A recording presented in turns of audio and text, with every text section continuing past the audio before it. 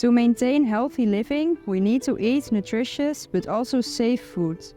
Food safety is thus an integral part of food security and is a responsibility for all stakeholders in the food supply chain, from farmers to retailers.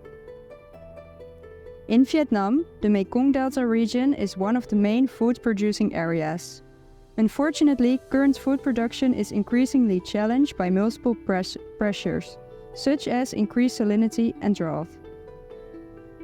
It is expected that farmers will have to adapt to these conditions by adopting intervention strategies or even to transition to a new farming system. For example, from growing rice to growing crops that are more salt resilient, or by using multiple or different water sources for irrigation.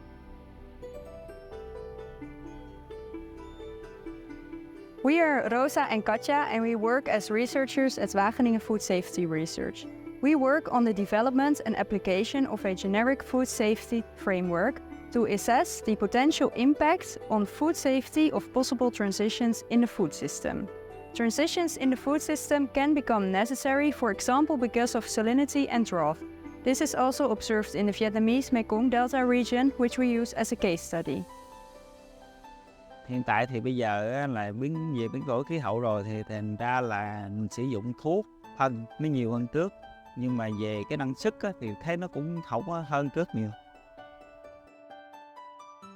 Nói chung thì quan tâm rất là nhiều về cái vấn đề mà an toàn sức khỏe cho cái hàng người tiêu dùng. Nếu mà người ta không dùng nữa, lấy mình sản xuất ra bán cho ai?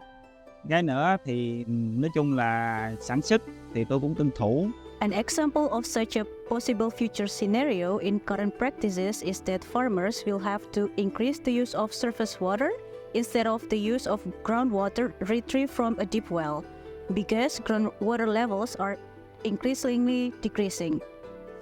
Surface water is generally reported to be contaminated with higher amount of pesticide residues as compared to groundwater. This illustrates that changing the water source can affect the type and quantity of chemical contaminants introduced in the food system, and this may result in a different food safety risks.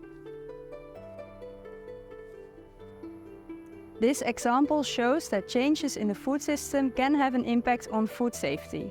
That's why we propose to evaluate the impact on food safety of certain transitions in the food system upfront, using the generic food safety framework.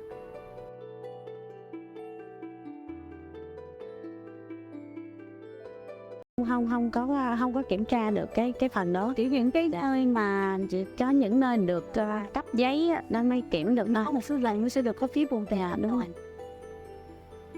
In this way, possible emerging food safety hazards can be mapped, and that information can again be used as input for decision or policy making, or to initiate mitigation strategies to reduce the emerging food safety hazards, all to have safe foods in the future.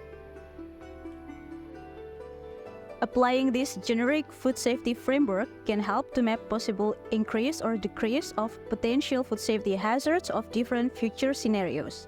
This information can be used as a starting point to prevent or control food safety risks. Related stakeholders and policymakers can work together and use the outcome of the framework to safeguard food safety.